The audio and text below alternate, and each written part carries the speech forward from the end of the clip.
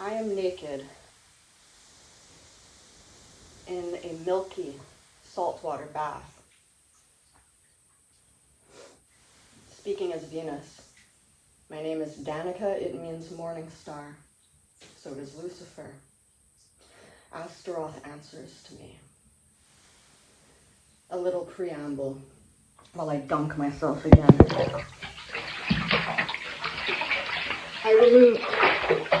You may not understand this preamble. I'll make more sense after the preamble. The environment's been speaking to me so much. So, right before making this video, I discovered the meaning of a psychic message I got 1 or 2 months ago at Daisy on the Prairie Puddle, May. A monster picks the stocking out of hay. So,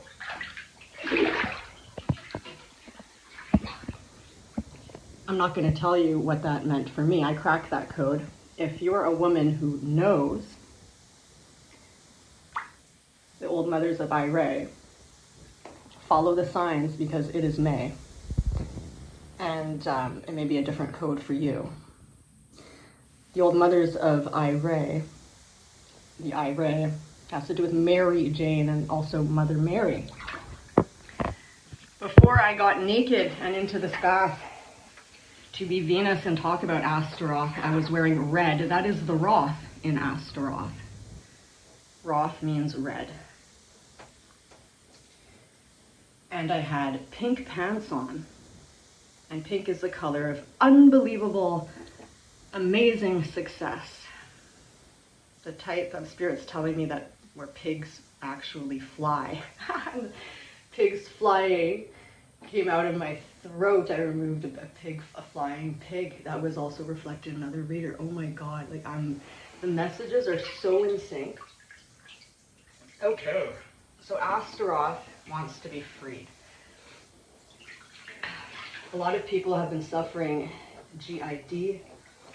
We're talking men who are missing sleep, confused, obsessed with vanity, maybe a certain fetish. Dunk and clear this. Ooh, that's not Venus. All right, Astaroth is a construct done maybe by the Rothschilds. It was, there's no mention of Astaroth before the 15th century. And the, before that, it's Astarte, it's Ishtar, Lucifer, Venus. Lucifer also was corrupted and will be freed with Astaroth in the same way. Oh my God, the energy is dunking. Venus rises naked from the sea of milky water. She wears nature as her clothing. Inside this bath, I put the essential oils of trees. There's pine in here, there's cypress, there's lemongrass, there's tangerine. And tangerine is the orange sacral chakra. And it also teaches you how to break down your work into segments, piece by piece. I put in hoe wood, which is a type of rosewood that's not in danger. So the rose, again, the rose tree, this is a tree of Mary. Mary is the waters of life. Mary is connected with Venus. So it is very much, the waters and the earth, the plant, king queendom. And here comes Valkyrie coming to see if I'm okay in the bath. Hi, Kiki. Hello. She's a little cat bird. She sounds like a bird. So, basically, Venus was totally corrupted. Astaroth has everything to do with, check this out, I'm going to list this. Obsession. Okay, if you are obsessed, that is not Venus. Venus is telling you. Obsession is not Venus. That includes narcissism, vanity. The demon of obsession is the demon of obsession. Venus is a planet. watery earth nature planet, not a force of obsession. That is a demon on its own, exorcised from Venus. Obsession will never rise. It must be left behind with narcissism and vanity. So vanity, there's no demon of narcissism, it's a demon of vanity. Stop that. Venus does not wear a red dress. That is Mars. Mars is the red planet. So it's okay to be a woman and to have a good time in a red dress. But if you're being all like vain, that's not Venus, right? Venus is naked. She's totally naked. And that's it. There's like plants around her and babies and stuff. So the red dress makes no sense. That's Mars. It just puts Mars all over it. Astaroth also deals with blood and sadistic murder. Venus gives life. Venus gives life. Venus births. Venus is the mother, the ultimate mama. The mother of sound and light waves. So she births like everything. She doesn't kill anything. That's Kalima. Kalima is the expression of Venus, which kills demons. She doesn't kill life. She kills demons. She eats them and spits them out. And that's what I'm doing. I'm eating up those demons and I'm just burping them out and spitting them out. And that's what you should do if you're possessed by suicidal thoughts, vanity, or obsession with anything, the OCD. Stop it. Just stop it. That's not Venus. Sort out the lines, cut out the illusion, cut out the demons, keep the harmony. See, Venus seeks to harmonize, and she's really bad with boundaries until now. I'm changing that, okay? Because it has to. This is a timeline split, so certain things just cannot come up now. You know, Venus just likes to harmonize, but if you feel split and you're confused and you're not in harmony, just know that that is not Venus, not at all. That is Mars. Mars seeks to split things up. Mars seeks to fight. So if you're fighting within yourself, that's Mars. That's not Venus at all. No. So Venus harmonizes everything, and she's very flowy. Everything flows. You may not understand her at first, but everything flows in perfect, divine, feminine, intuitive, and divine timing kind of way. At least it does with me, because Danica doesn't only mean morning star, it also means calendar, which is the entire cosmos. I'm a powerful soul here. Is that right, Valkyrie? She confirms. Okay, so Astaroth, get this, when I looked her up, I saw that some fantasy writers had already rescripted her, which is a very good sign. Because of course she never deserved that bad rap to be associated with the evil demons, namely of obsession, vanity, sadistic murder, and death. Oh, and did I mention political connections? And sloth. So if you're out there trying to like brown nose people to make political connections, that is not Venus. Venus is the power of love, not the love of power. So some might argue, well, it's a black mirror reflection of Venus. And yes, it is a black mirror reflection of Venus, but do you see a black mirror reflection of Mars anywhere? No, this is just a corrupted, dirty, filthy data program that is Saturnian, full of karmic loop patterns from the Draco system and their family of sadistic murder and bullshit, trying to justify their so-called harmonization, which is not harmony at all. Dunking this.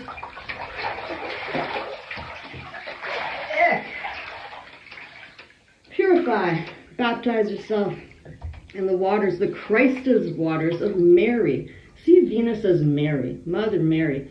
There is nothing evil about Venus, or the true Lucifer, which is just a beacon of light, the torch here to teach you what is what. Oh, Venus is very feminine. She is the power of love. And of course, this can be embodied in the masculine, as many people see Lucifer as masculine, because every woman has an animus. And when the animus is functioning properly, guess what happens? The woman gets boundaries. And so Venus has boundaries now, as she is freed from the Saturnian false construct of Astaroth. Watch till the end to see if you catch any nipple. We'll see. As if. Okay, you can still watch till the end. Sloth, the demon of sloth. Kiki's looking at me like, what the fuck? See, that was one of the demons of Astaroth. Okay, like when you're just like using sex for power. That's the false construct of Astaroth. And if you want this fallen angel to rise, obviously she has to prove herself that she can willfully cut the ties free from the demons that are not her. And if you're watching this video confused and possessed by such demons, you better start cutting out the illusion, which is making you lose sleep, siphoning your energy, just drinking your crown chakra energy like a champagne thing. You think you're empowered, but no, you're being siphoned. You gotta have boundaries with the demons, cut them off. You can harmonize your internal anima, if you are a man, to soften your emotions and be stronger emotionally. But the moment you are obsessed, vain, sloth, seeking power, seeking political ties, thinking murder, suicide, or sadistic stuff, you are possessed by a lower level demon that does not get to rise. Not allowed. So let's read. Let's dunk those demons. Out! Venus wants nothing to do with me. Right, Kiki? Kiki, what's up? Yeah, I'm naked. Okay. I'm going to read to you. Oh, a little bit more about the false construct. No? Yeah.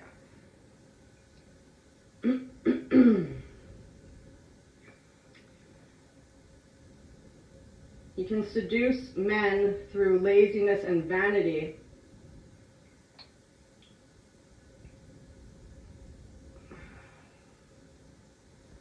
I'm not going to do this because there is no more Astaroth like that. That's not Astaroth. The new Astaroth is this. That's why the screen went black. It's like, nope, that's not me anymore. This is Astaroth Restricted. These are some really amazing, beautiful stories that are totally in line with who Astarte, Ishtar, and the new Astaroth, Astaroth Arisen. We're going to call the Roth, we're going to reshade the shade of red, calling in the mother of sound and light frequencies, which I'm highly connected with, which I am, which you are too if you only knew.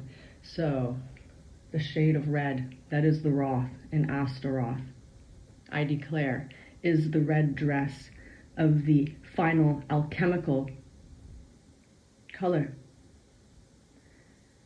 that liquid gold. And before making this video, I also swished with Listerine Gold for over a minute to clean the foundation and brush the teeth and the tongue, because the bones are the foundation and teeth are bones. And the root is not just the root, which we have to clean. as the pole shifts, you're feeling unsafe and ungrounded. So you have to align your root, but also clean your foundation, which is the work that I just told you, sorting out what is demonic illusion, bullshit, Saturnian, karmic, repeat links, which you gotta break. You gotta realize you were effed by your authority figure, whether that was your mother or father. That's Saturnian karmic chain family loop, that you were in a trance. Energy's coming in. Yes, you were in a trance, and I'm Reikiing with my breath something. So you're waking up now. You know you're waking up. You know you were in a trance. And just the fact that you're waking up, when you look Saturn in the eye, whoever that represents to you. And this doesn't mean incest, even though the downloaded image was incest. It's the metaphorical image. You were effed.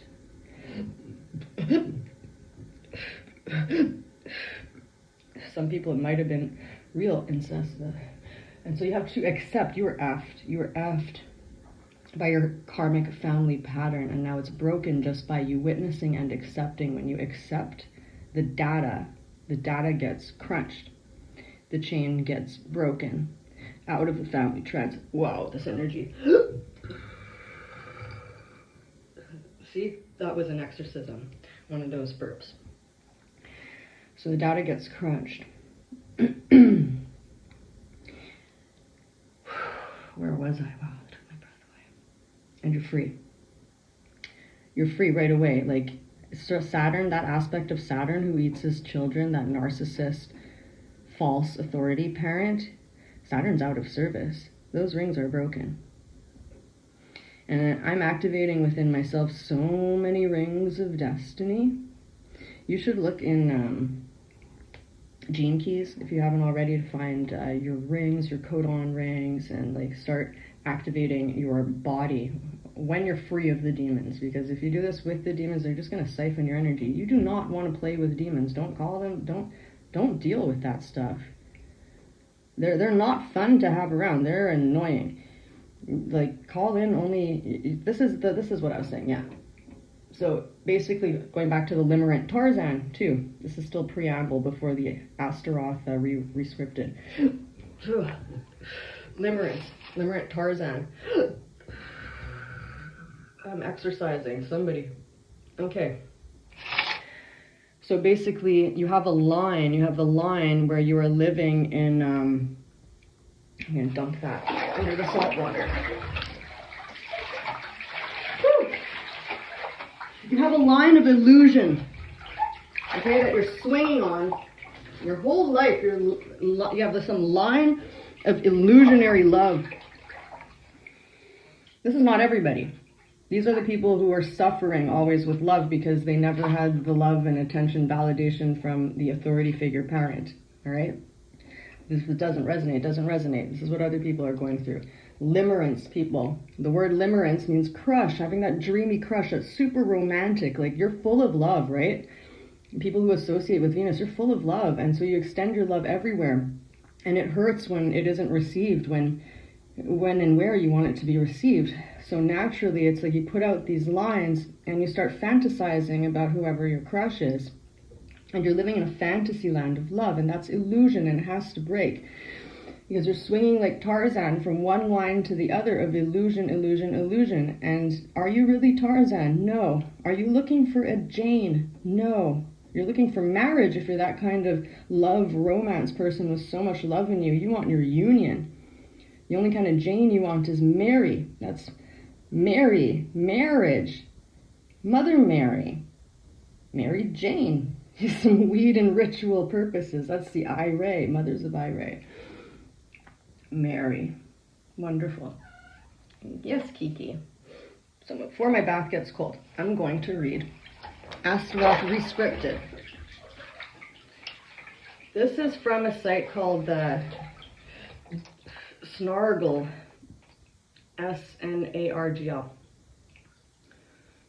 Stories and Legends. This was posted on the 1st of April, not long ago. This is very fresh Astaroth's rewrite here.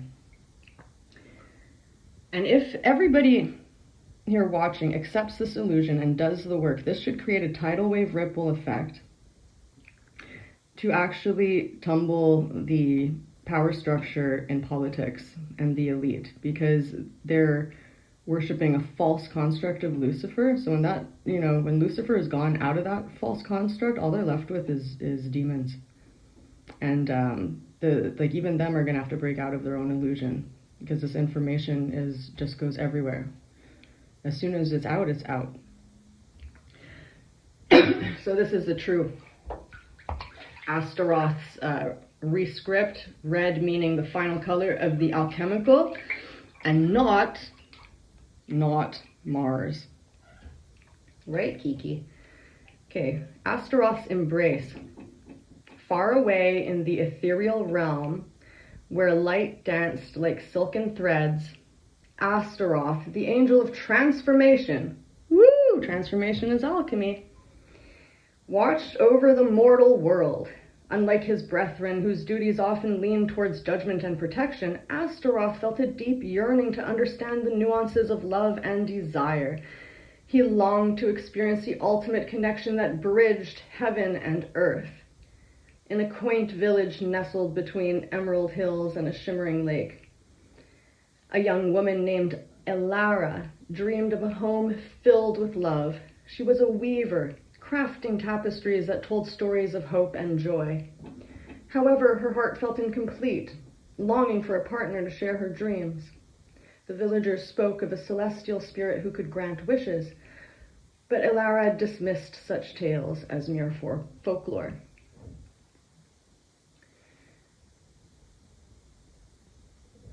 And then they have a photo here saying this mystical portrait invites viewers to delve into the deep woods, revealing secrets held within the embrace of light and darkness, where magic is palpable in the atmosphere.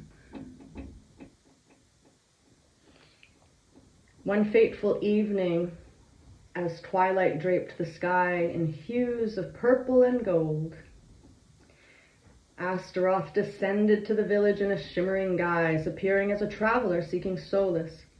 His ethereal presence captivated Elara, who welcomed him into her humble abode, unaware of his true nature. And they spent hours sharing stories, laughter, and dreams. Astaroth found himself nuanced by her spirit, feeling emotions he had never experienced in the heavenly realm. As days turned into weeks, their bond deepened, and Astaroth found himself torn between his celestial duties and the intoxicating allure of love. He revealed his true identity to Elara, explaining the power he possessed. And he said, "I can help you create the ultimate home filled with love and joy," he said, his voice resonating like a melody. But Elara hesitated, unsure if she could bear the weight of such power. "Will love still be true if it's conjured by magic?" she pondered. Astaroth understood her trepidation, realizing that genuine connection couldn't be forced. Instead, he offered to assist her in another way, by guiding her heart. He showed her visions of a home built not just of walls and roofs, but of shared laughter, dreams, and warmth. Inspired by his guidance, Elara began to weave her greatest tapestry yet, a depiction of the home she envisioned. Each thread represented a moment, a feeling, a connection with others. Oh, I have to stop here. They're telling me to say the Tarzan people swinging with those illusionary cords, because you had no foundational cord formed with the parent, Earth parent.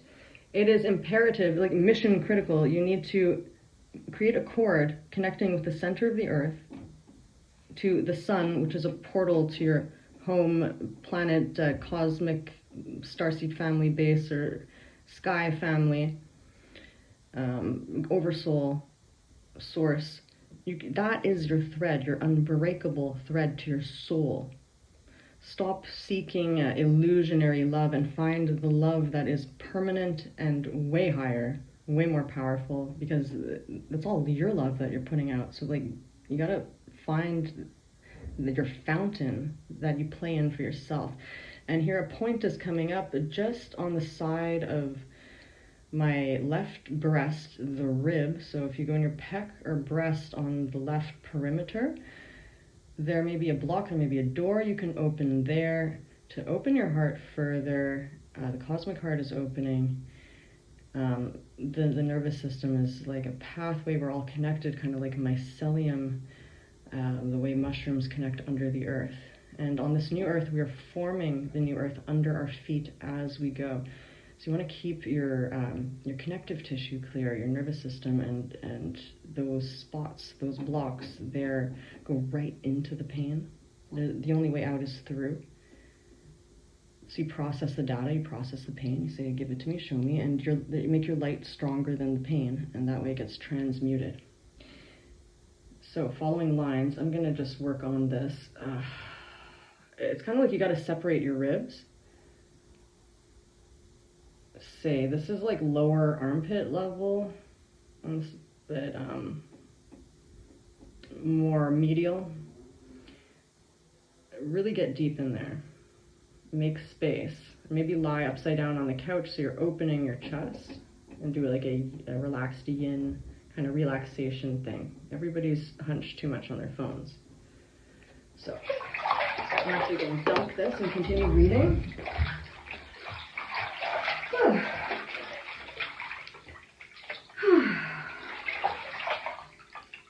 Take a salt bath if you have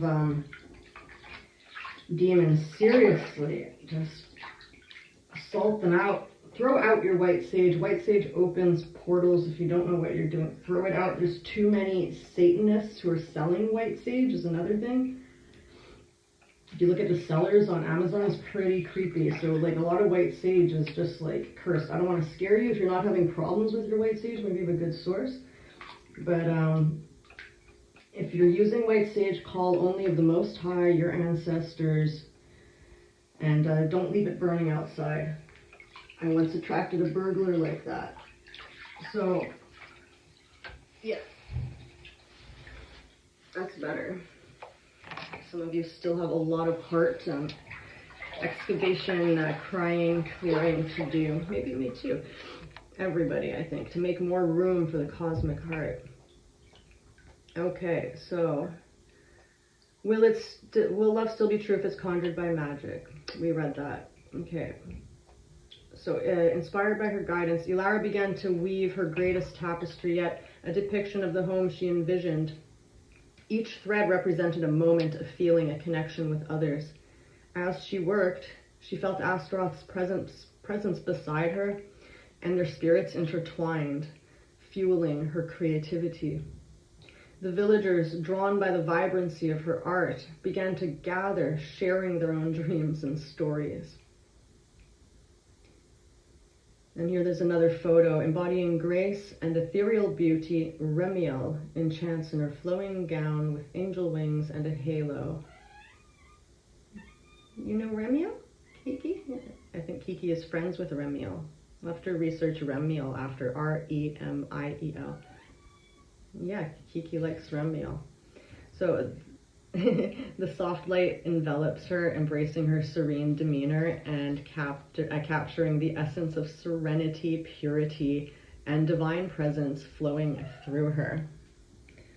Remiel pops in the story. I'm not sure why she's not in the story, she's just there.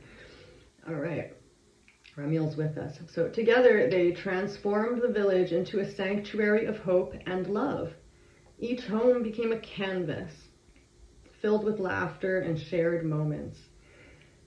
Elara realized that true magic lay not in wishes granted, but in the connections forged through vulnerability and trust.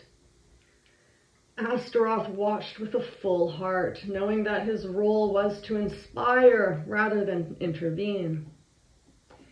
However, as the final threads of her tapestry wove together, Astaroth faced a choice.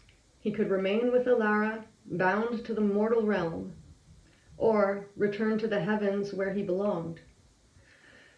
The thought of losing her was unbearable, yet he understood that love meant allowing the one he cherished to flourish independently.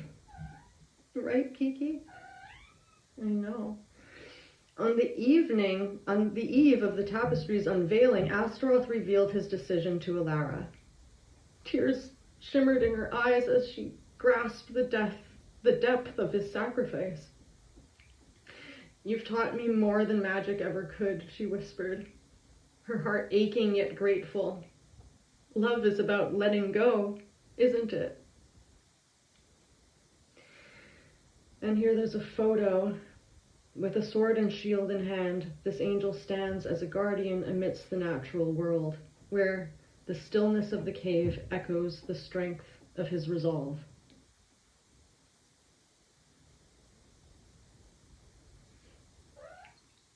Yeah, resolve. Strength of resolve. With a bittersweet smile, Astaroth nodded, his heart heavy, yet filled with hope. As dawn broke, illuminating the tapestry with golden light, he whispered a final blessing, ensuring that their love would echo through the ages. With a radiant glow, he ascended back to the celestial realm, leaving behind a legacy of connection. Alara stood before her tapestry, a beautiful reflection of their journey. The village thrived, each home brimming with love, a testament to the bond they had forged. Though Astaroth was no longer by her side, his spirit lived on in every shared laugh and every act of kindness. Yeah. In the end, Astaroth's ultimate gift was not the creation of a home, but the understanding that love transcends time and space, weaving itself into the very fabric of existence. Yeah, Kiki knows. She's got synesthesia like me. As Ilara continued to weave, she carried his essence within her heart, knowing that true love is an everlasting journey, forever intertwined in the tapestry of life. Isn't that beautiful? That's the first story. There's two more. So that was by Anton Medvedev on the site snargle.com. And if you type in Astaroth, you'll find it on Google. So the next story is The Heart of Astaroth. Totally different story. Different writer, but they're all in the same frequency line of Astaroth's true alchemical transformation rebirth. If you're watching this, I hope you are going through the alchemical process and at the reddening stage. That's right, Kiki. So the heart of Astaroth, in a realm where the celestial and the mortal intertwined, there existed a celestial being known as Astaroth, an angel with luminous wings that shimmered like the dawn. Astaroth was not just a guardian of the heavens. He bore a burden, an insatiable curiosity about the human experience. His heart, though crafted from starlight, ached with an unfulfilled longing to understand love. In the village of Eldenwood, see right here I have a little bit of a problem with this story because Venus is love. Well, I guess you want to understand yourself. Okay, I have no problem with this at all. If you are love, you want to understand love. That's clear. Okay, I totally agree. In the village of Eldenwood, nestled between towering mountains and lush forests, lived a young woman named Alara. So here's Alara again. Maybe it is the same writer. She was a healer, known for her gentle spirit and kind heart. Yet she felt trapped within the confines of her mundane life. Alara often wandered into the forest, seeking solace in the whispering trees and the gentle murmur of the stream, dreaming of adventure and the unknown. And here we have another angel popping in, Nuriel, N-U-R-E-L. I have to look him up. The embodiment of grace gently holds a flower, surrounded by celestial beauty and divine serenity, radiating peace and wisdom. Yeah, Kiki likes the angels. The benevolence. Oh no. One fateful evening, as twilight draped its velvet cloak over the world, Astaroth descended from the heavens, cloaked in a guise that masked his divine nature. He wandered the forest, drawn by an inexplicable force. It was there that he first beheld Elara, her golden hair cascading like sunlight, her laughter echoing through the trees. In that moment, he felt something shift within him, a stirring he had never known. Intrigued, Astaroth approached her, adopting the form of a humble traveler. "What brings you to these woods, fair maiden?" he asked, his voice as smooth as a babbling brook. "I seek peace," Elara replied, her gaze curious yet cautious. "The world feels heavy sometimes. I come here to breathe, to find clarity." And so began their encounters. Night after night, Astaroth and Elara met in secret, sharing stories and laughter. As the moon waxed and waned, they forged an unbreakable bond, one that transcended the boundaries of the earthly and the ethereal. Astaroth, captivated by her spirit, began to experience emotions he had never felt: joy, sorrow, and above all, love. But in the heavens, whispers of his defiance reached the ears of Seraphiel, the archangel tasked with maintaining the order of celestial beings. Enraged by Astaroth's dalliance with a mortal, Seraphiel summoned him. "You risk the balance of our world," he warned, his eyes aflame with indignation. "Love is a weakness, a distraction. You must return to the skies and forget her." I don't think any angel would have said love is a weakness, love is a distraction. I think the correct word is infatuation. So, Astaroth's heart rebelled against the decree. He could not abandon Elara, not when he had discovered the depths of true connection. Defying Seraphiel, he returned to Elara, his heart heavy with the knowledge of the impending consequences. And here is another image. The serene image portrays a graceful figure in a white dress, wings elegantly unfurled as she stands in calming waters, surrounded by a soft veil of fog that enhances the dreamlike quality of her presence and the tranquil environment. So there's no name here. Is that you? Are you becoming a benevolent, rising, freeing yourself from the demons, knowing the difference, learning the difference, knowing who you are and what is in your name? My last name means keeper of the name. So investigate your name if you want to know. If you want to know yourself. It's low battery, so I'm going to hurry. So, what's in a name? Everything. Keeper of the name is me. Okay, so what burdens, please, Astaroth, Elara implored one night, sensing the turmoil within him. What burdens you? You are not just a traveler. There is something divine about you. With a heavy heart, Astaroth revealed his true nature. Shimmering wings unfurling like a curtain of stars. "I am an angel, Elara, and my love for you is forbidden." Instead of fear, Elara felt a surge of emotion. "Let us forge our own path, defy the heavens together," she whispered, her eyes alit with determination. But the cost of their love was steep. Seraphiel, furious and resolute, unleashed a tempest upon Eldenwood, a storm fueled by celestial fury.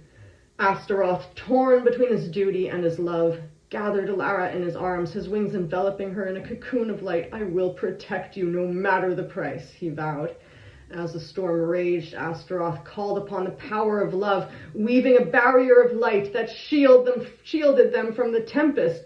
The winds howled, the heavens roared, but their love burned brighter, a beacon in the darkness. Astaroth's essence began to fade, the light of his wings dimming as he poured all of his strength into their sanctuary. With one final desperate push, he channeled the essence of their love into a radiant pulse that dispelled the storm. But in doing so, Astaroth was cast from the heavens. His wings reduced to mere shadows. He fell to the earth, his divine form now mortal, yet his heart still aflame with the love for Elara.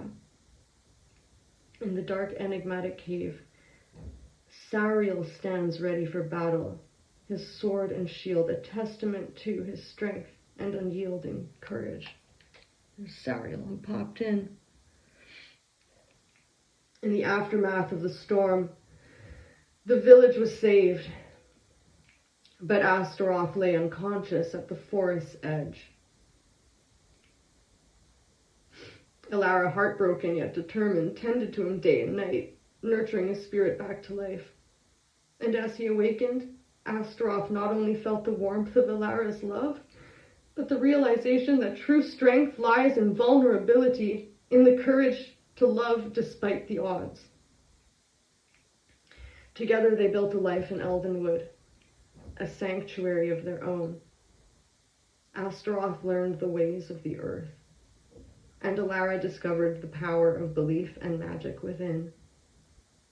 Their love, once deemed forbidden, became a legend whispered among the trees, a tale of a celestial being who dared to embrace mortality for the sake of love.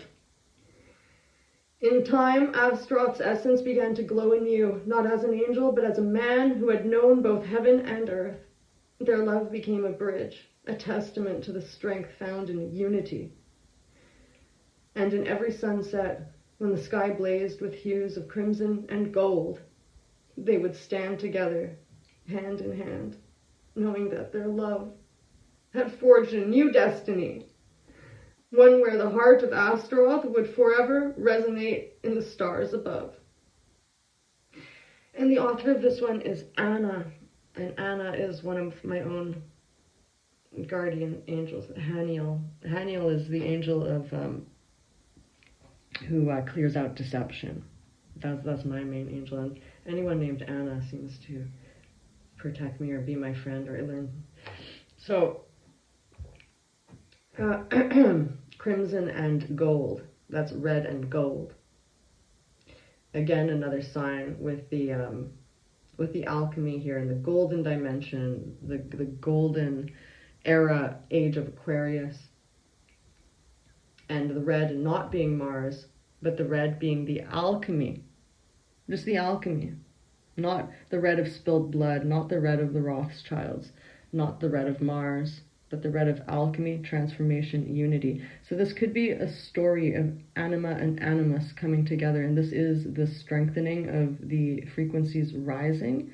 When as we raise vibrationally, you have to have your anima and animus on board with you, obviously. Otherwise, it's just going to sabotage you. You won't be able to get to these levels.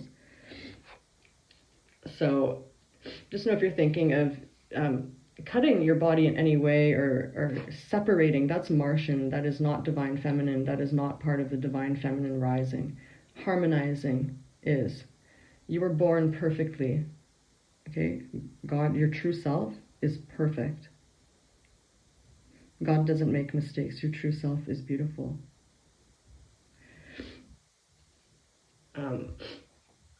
I had one client who had many demons. He was obsessed with his own asshole. He was straight, and he came to me full of stick-on tattoos, considering getting tattoos, wearing makeup, and missing sleep for a very long time, and saying that he was having a fun time, but I could tell his soul was crying out to me. And I just asked him if I could pray for him. And out came over 100 demons. And when he wanted to vomit, I vomited. It all went out through me. And he was Muslim, and I was praying to Christ, and he was praying to Allah, and I was calling on Kalima. You know, I bring in the whole team. So I know that men get demons, and it's not normal to be so obsessed with your own butthole that you're missing sleep and thinking of wondering if you're gay when you know full well you're not gay. You just have an obsession and some weird vanity demons.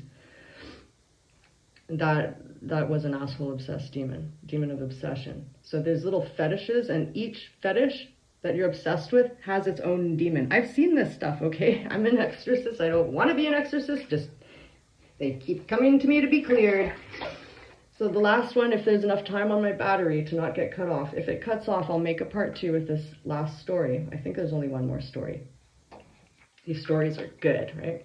This one is called Astaroth, the Angel of the Forgotten Spell. This one's the best one. The Forgotten Spell, Angel. In a world where celestial beings and mortals seldom crossed paths, there was an angel unlike any other. Her name was Astaroth, and she was known as the Cute Angel. Though such a title did little justice to the depth of her essence. Astaroth was a curious spirit bound by neither the usual celestial laws nor the routine duties of angels in the heavenly choir. Unlike her siblings who reveled in their holy tasks, Astaroth was drawn to the hidden corners of existence, the forgotten and neglected places where even angels dared not venture. Astaroth's wings sparkled with the silver light of purity, yet they were tinted with the faintest hue of violet, an anomaly in the celestial realms. Her eyes were wide enough to take in the world, searching for something that her heart yearned for but could not name.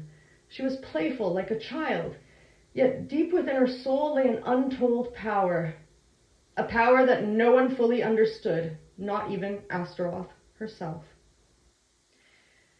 Enveloped by mist, this enchanting figure captivates the magic of the unknown, inviting viewers into a world where fantasy and reality seamlessly intertwine. Just an enchanting figure pops in here.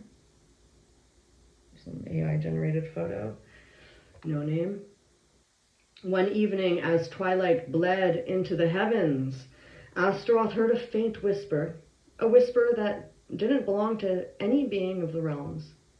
It came from the earth, from the veil between worlds. The sound was soft, almost like the rustling of ancient pages, but its message was unmistakable. The forgotten spell. Astaroth's curiosity could not resist. She descended from the shimmering heights of heaven, slipping through the clouds like a wisp of wind. Her heart fluttered as she traveled further from the comforts of the celestial realm and into the darkened forests of the mortal world. Beneath the boughs of a towering, twisted oak tree, she found what she had been searching for, an old tome. The tome is a book, bound in cracked leather, its edges curled and faded with age. It pulsed with an energy that felt like nothing Astaroth had ever encountered before. The pages inside seemed to shimmer, inscribed with symbols that glowed faintly in the starlight. There, at the center of the book, was a single sentence. The spell that will summon the forces of creation, but only for those who dare seek the impossible. I'm seeing that image of flying pigs again. Okay, continue with the story. Intrigued by the notion of summoning creation itself, Astaroth reached out to touch the text. As her fingers brushed the page, a surge of power coursed through her, and the words began to shift, rearranging themselves into a language she did not know but somehow understood. The incantation was a forbidden one, woven from the fabric of lost dreams and ancient whispers. It promised to grant unimaginable power, if the one who spoke it was brave enough to face the consequences. There was a catch. But there was a catch. No one who had ever tried to cast the spell had returned from the realm it unlocked. The consequences of such a force were hidden, shrouded in mystery. Astaroth felt a surge of uncertainty, but also excitement. What would it mean for an angel to wield such a spell?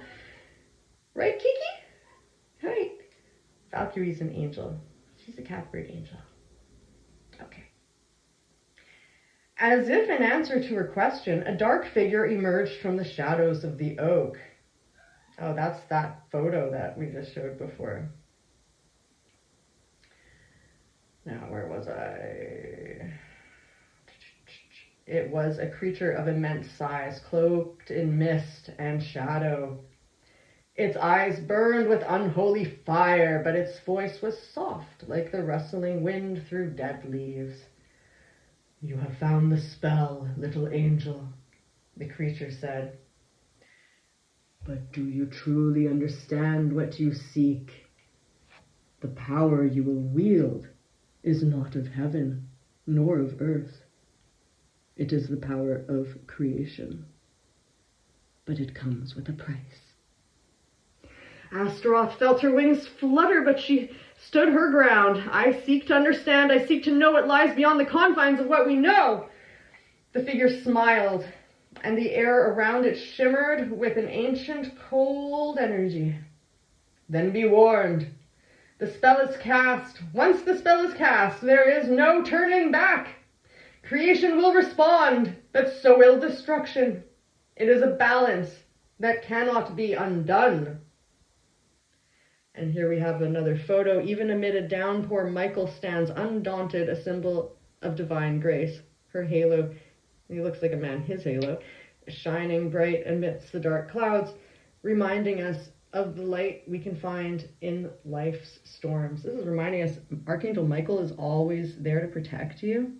When you want to get rid of demons, call on Michael and Jophiel too with their flaming swords to just escort them back to their proper place and proper color within that place. Yes, the colors, the sound and light frequencies, and use your voice for sound and know the power of creation in your voice. Okay.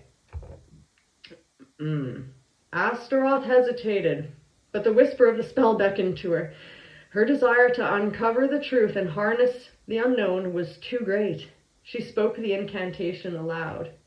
I think Kiki sees a spirit in here. I'm gonna dunk.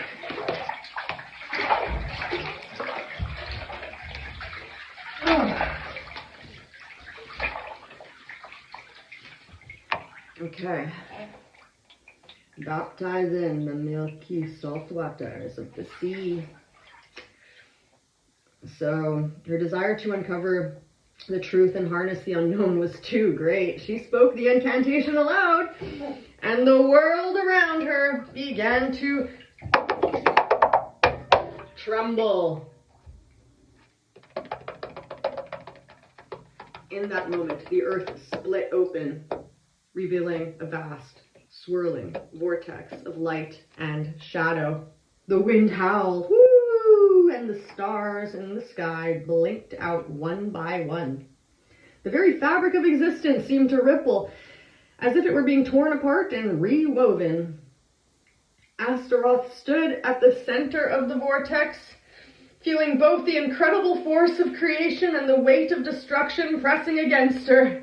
The world seemed to implode and explode in and on itself, but Astaroth did not flinch. Her wings flared wide, absorbing the energy, her violet glow intensifying as she became a beacon of both creation and annihilation. But just as the storm of power seemed it would consume her, something shifted. Astaroth's pure heart, bound by her innocence and curiosity, shifted the balance. Instead of bringing destruction, the energy she had unleashed began to stabilize. The realm of creation and destruction fused into a single harmonious force. A new energy that neither destroyed nor built, but transformed. Alchemy.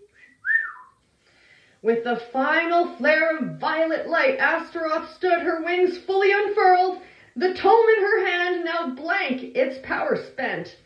The shadows receded and the night returned to stillness.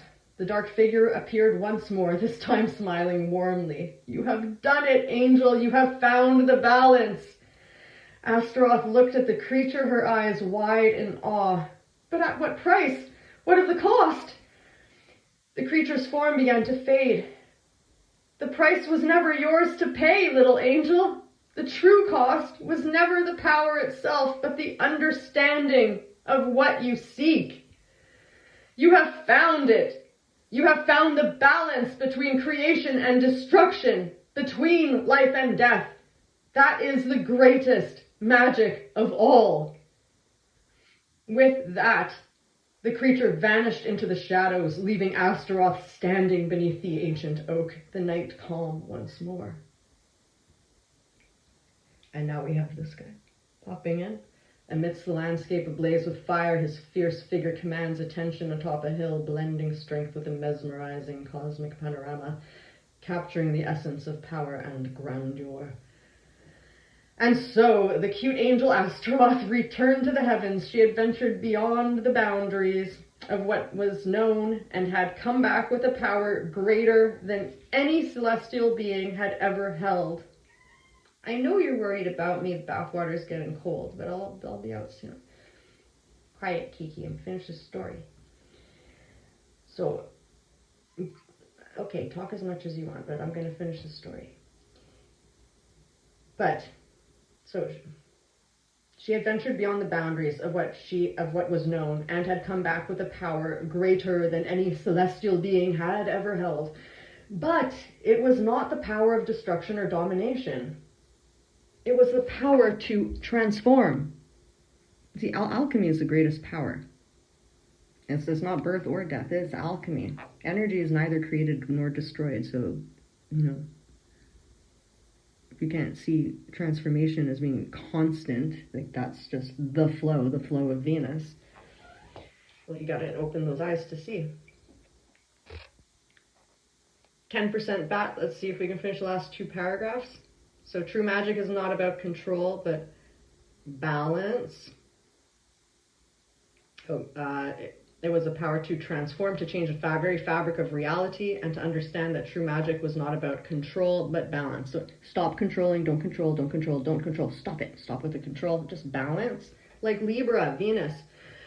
Balance. And so the forgotten spell was never forgotten again. It was whispered only to the brave enough to seek not power, but understanding. That's some Sagittarius energy in here. 4, in seeking the unknown, connect with horses. For in seeking the unknown, and the big heart of the horses, for in seeking the unknown, Astaroth had discovered that the greatest adventure of all was the journey within. Thus ends the tale of Astaroth, the cute angel, and her supernatural adventure for the powerful spell, the spell that would forever change her understanding of the universe. Right, Kiki? Do you understand? Did you understand any of that? Talk to your fans. You're a superstar, Kiki. Kiki's naked too.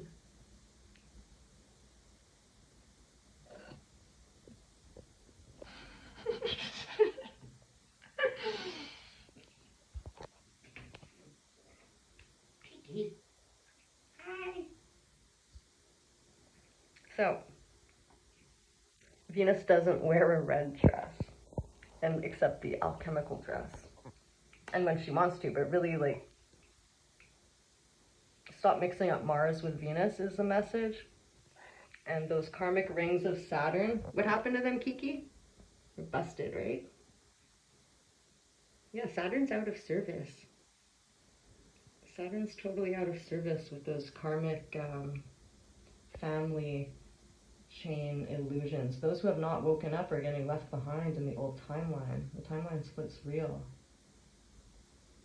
That's why our root chakra is going all over the place. Okay, I hope you enjoyed the stories. Click subscribe if you want more content. I weave harmoniously in the flow, just like Venus. Maybe the next one is going to be what's in a name. I don't know. We'll see what flows.